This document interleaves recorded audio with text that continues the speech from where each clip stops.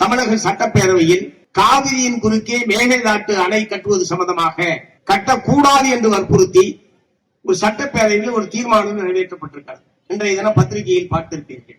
சட்டமன்றத்தில் இந்த மாதிரியான தீர்மானங்கள் வருகிற போது முன்கூட்டியே சட்டமன்ற உறுப்பினர்களுக்கு கொடுத்து அதன் மீது சட்டமன்ற குழு தலைவர்கள் எல்லாம் பேசி பிறகு இறுதியாக முதலமைச்சர் அவர்கள் பேசி தீர்மானம் நிறைவேற்றப்படும். நேற்றைய தினம் என்ன நடந்திருக்கிறது என்றால், அரசாங்கம் கொடுத்த தீர்மானத்திற்கு மாறாக அரசாங்கம் ஒரு தீர்மானத்தை கொடுத்திருக்கிறார். அதன் மீது எல்லா கட்சி தலைவர்களும் பேசியிருக்கிறார்கள், முதலமைச்சரும் பேசியிருக்கிறார். அதிலே பிரச்சனை. ஆனால் முதலமைச்சர் பேசி முடித்ததற்கு பிறகு சட்டமன்ற எதிர்கட்சி தலைவர் திமுகவை சார்ந்த திரு உதயநிதி ஸ்டாலின் அவர்கள், நான் ஒரு திருத்தம் கொடுத்தேன், அந்த திருத்தத்தை நீங்கள் திருத்தம் குறித்து நீங்கள் எதுவும் சொல்லவில்லை என்று ஒரு கேள்வி எழுப்புகிறார். அது பிரச்சனை இல்லை.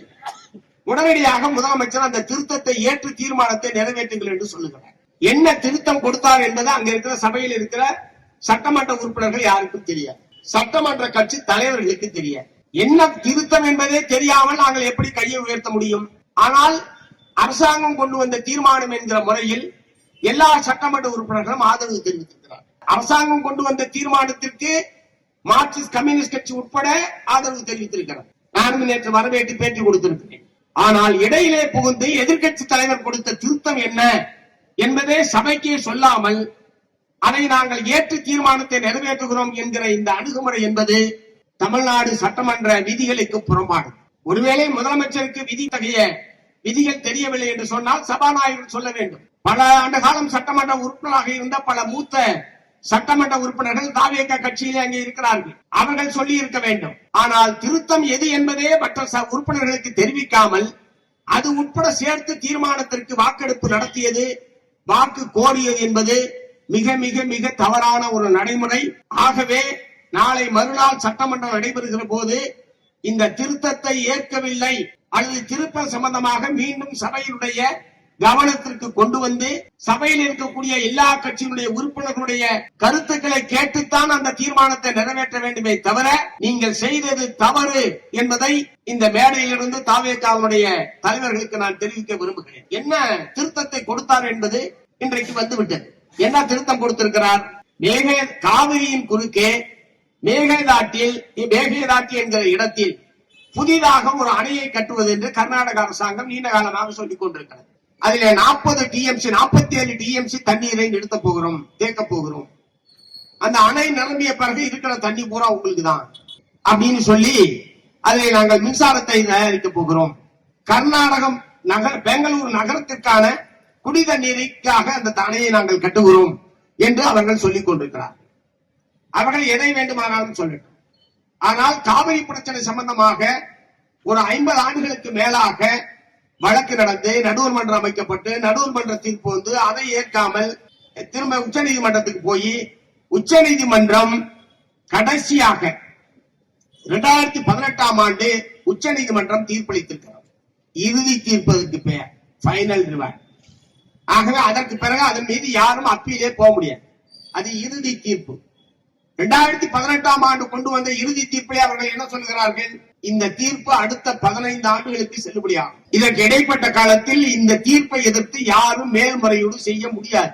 இது அறுதியிட்டு சொல்லப்பட்டிருக்கிறது. உனக்கு அதுல ஏற்பு இருக்கலாம், ஏற்பு இல்லாம இருக்கலாம்.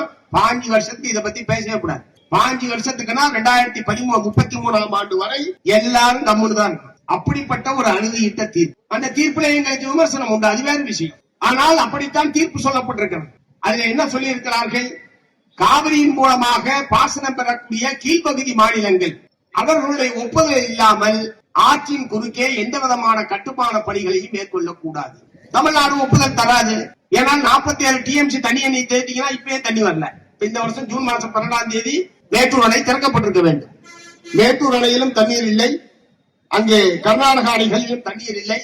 இந்த ஆண்டு 12ஆம் தேதி திறக்கப்படவில்லை. குறுவை சாகுபடி செய்யப்படுமா செய்யப்படாதா என்கிற மிகப்பெரிய அச்சத்திலே காவிரி டெல்டா விவசாயிகள் இருந்து கொண்டிருக்கிறார்கள். இப்படி ஒரு அறுதியிட்டு உச்ச நீதிமன்ற தீர்ப்பு இருக்கக்கூடிய நிலையில் திராவிட முன்னேற்ற கழகம் யாருக்குமே தெரியாமல் 4/3/2026 மார்ச் மாதம் 4ஆம் தேதி, இப்ப நான் சொல்றது ஒரு 3 மாதத்துக்கு முன்னாடி தேர்தலுக்கு முன்பாக 4/3/2026ஆம் தேதி மத்திய அரசுக்கு இவர்கள் ஒரு கடிதம் எழுதியிருக்கிறார்கள்.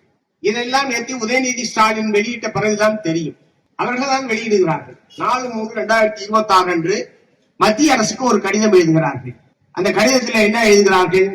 மேகதாட்டு அணை குறித்து விவாதிப்பதற்கு ஒரு புதிதாக ஒரு நடுவர் மன்றத்தை அமைக்க வேண்டும் என்று மத்திய அரசாங்கத்தை தமிழ்நாடு அப்போது இருந்த தமிழ்நாடு முதலமைச்சர் மாண்புமிகு மு.க. ஸ்டாலின் அவர்கள் கடிதம் எழுதியிருக்கிறார். நான் என்ன கேட்க விரும்புறேன், அதற்கு முன்பாக அனைத்து கட்சி கூட்டம் நடைபெற்றது. நானும் எங்களுடைய சட்டமன்ற குழு தலைவர் நாகை மாலி அவர்களும் அந்த அனைத்து கட்சி கூட்டத்துக்கு சென்றிருந்தோம். காவிரி பிரச்சனை சம்பந்தமாக நடைபெற்ற அனைத்து கட்சி கூட்டம். அந்த கூட்டத்தில் அப்படி எந்த விதமான முன்மொழிவையும் அரசின் சார்பில் அவர்கள் வைக்கவில்லை. அனைத்து கட்சி கூட்டத்தினுடைய நிறைவாக உரையாற்றிய அப்போதைய முதலமைச்சர் மு.க. ஸ்டாலின் அவர்களும் இத்தகைய எந்த யோசனையையும் அந்த கூட்டத்தில் தெரிவிக்கவில்லை. அனைத்து கட்சி கூட்டத்தை கூட்டி நாங்கள் சொன்ன ஆலோசனைகளாக கேட்டுவிட்டு அரசு முடிவெடுக்கும் என்று சொல்லிவிட்டு இந்த மாதிரி உச்ச நீதிமன்ற தீர்ப்புக்கு மாறாக நீங்கள் நடுவர் மன்றத்தை புதிதாக ஒரு நடுவர் மன்றத்தை அணை கட்டுவது சம்பந்தமாக விவாதிப்பதற்கு ஒரு நடுவர் மன்றத்தை அமைக்க வேண்டும் என்று உங்கள் இஷ்டத்திற்கு நீங்கள் கடிதம் எழுதுவதற்கு தமிழ்நாட்டு மக்கள் உங்களுக்கு அனுமதி கொடுத்திருக்கிறார்களா? அதிகாரம் கொடுத்திருக்கிறார்களா? அப்படி என்றால் எதற்காக அனைத்து கட்சி கூட்டத்தை நடத்த வேண்டும்? எங்களை எல்லாம் அழைத்து எதற்காக கருத்து கேட்க வேண்டும்? ஒருவேளை உங்களுக்கு அப்படி ஒரு யோசனை இருக்கிறது என்றால் அந்த கூட்டத்திலே நீங்கள் தெரிவித்திருக்கலாம், அரசு இப்படி கருதுகிறது என்று. எங்களை போன்றவர்கள் அப்போதே அதற்கான அதை ஏன் கூடாது என்பதற்கான காரண காரியத்தை நாங்கள் விளக்கி இருப்போம். ஆனால் அப்படி எந்த முன்மொழிவையும் அந்த அனைத்து கட்சி கூட்டத்தில் அரசின் சார்பில் முன்வைக்கவில்லை. ஆனால் திடீரென்று வெளியவே வரவில்லை இந்த கடிதம். பத்திரிகையாளர்கள் இருந்தால் நீங்கள் குறித்துக் கொள்ளுங்கள், இருந்தால் வெளியிடுங்கள். 4/3/2026 கடிதம் அனுப்பப்பட்டிருக்கிறது. பத்திரிகைகள் வெளியிடவில்லை, எந்த கட்சிக்கும் தெரியாது. இன்னும் சொல்ல போனால் திமுகவில் இருக்கிற அமைச்சர்களுக்கே தெரியுமா என்கிற சந்தேகம் எனக்கு இருக்கிறது. ஆனால் இவர்கள் அப்படி ஒரு கடிதத்தை அளித்திருக்கிறார்கள். இதைத்தான் நேற்று குறிப்பிட்டு எதிர்கட்சி தலைவர் உதயநிதி ஸ்டாலின் அவர்கள் இந்த திருத்தத்தை ஏற்க வேண்டும் என்று சொல்லி இதனுடைய விளைவுகள் என்ன என்பதை தெரியாமல் தமிழ்நாடு இப்போதைய முதலமைச்சர் விஜய் அவர்கள் அந்த திருத்தத்தை நாங்கள் ஏற்றுகிறோம் சொல்லி தீர்மானம் ஏகமனதாக நிறைவேற்றப்பட்டதாக இன்றைக்கு பத்திரிகையிலே செய்தி வந்திருக்கிறது. நீங்கள் புதியவர்கள், அரசியல் அனுபவம் இல்லாதவர்கள், புதிதாக ஆட்சிக்கு வந்திருக்கிறீர்கள். இது எல்லாவற்றையும் நாங்கள் உணர்ந்திருக்கிறோம். அப்படி என்றால் அதற்குரிய நிதானம் உங்களுக்கு தேவை. இது போன்ற நீண்ட காவிரி போன்ற தமிழ்நாட்டு மக்களுடைய உணர்வோடு சம்பந்தப்பட்ட இத்தகைய பிரச்சனைகளில், நீண்ட வரலாறு கொண்ட காவிரி வழக்கு போன்ற பிரச்சனைகளில் நீங்கள் நிதானமாக அணுக வேண்டும். எடுத்தேன் கவிழ்த்தேன் என்று எதிர்கட்சி தலைவர் சொல்வதற்காக உடனே நீங்கள் எந்த அடிப்படையை ஏற்றுக்கொண்டீர்கள்? வழக்கறிஞர்களை கலந்து பேசினீர்களா? அதற்கென்று ஒரு துறை செயலாளர் இருக்காரு, அவரை கேட்டீர்களா? அல்லது ஏற்கனவே அதற்கென்று ஒரு குழு இங்க தமிழ்நாட்டில் செயல்பட்டுக் கொண்டிருக்கிறது, அவர்களுடைய கருத்தை கேட்டீர்களா? எதிர்கட்சி தலைவர் சொன்னால் எதை வேண்டுமானாலும் கேட்டுக் கொள்வீர்களா? மிக மிக தவறான செயல்பாடு என்பதை தமிழ்நாடு முதலமைச்சருடைய கவனத்துக்கு நான் கொண்டு வர விரும்புகிறேன். ஏன் நேற்று நிறைவேற்றவில்லை என்றால் நாளைக்கு நிறைவேற்றுவது என்ன? குடிமொழி போகுது. இப்ப என்ன அணைய ஒரே நாள் அணைய கட்டிடுவானாவ? பூஜை தானே போட போறேன்னு சொல்லியிருக்கான். ஏன் இதற்கு இவ்வளவு அவசரம் காட்டுகிறீர்கள்? ஆகவே இதை ஒரு அனுபவமாக எடுத்துக்கொண்டு இனிமேல் இத்தகைய பிரச்சனைகள் வருகிற போது நிதானமாகவும் அதிகாரிகளையும் தேவைப்பட்டால் இதில் அனுபவம் பெற்றவர்களையும் கலந்து பேசிதான் நீங்கள் ஒரு முடிவுக்கு வர வேண்டுமே தவிர எடுத்தேன் கவிழ்த்தேன் என்று செயல்படுவது தமிழ்நாட்டினுடைய நலன்களுக்கு நீண்ட கால பாதிப்புகளை ஏற்படுத்தக்கூடிய ஒன்றாக இது அமையும் என்று நான் எச்சரிக்கை செய்ய விரும்புகிறேன். ஆகவே வரக்கூடிய திங்கட்கிழமை முதலமைச்சர் அவர்கள் தானாகவே முன்வந்து எதிர்கட்சி தலைவர் கொடுத்த திருத்தத்தை இந்த அவை ஏற்கவில்லை என்கிற தீர்மானத்தை நீங்கள் கொண்டு வருவதன் மூலமாக இந்த பிரச்சனைக்கு சுமூகமான முறையில் தீர்வு காண்பதற்கு தமிழ்நாடு அரசாங்கம் முன்வர வேண்டும். அரசுடைய தீர்மானத்திற்கு எங்களுடைய முழுமையான ஆதரவு.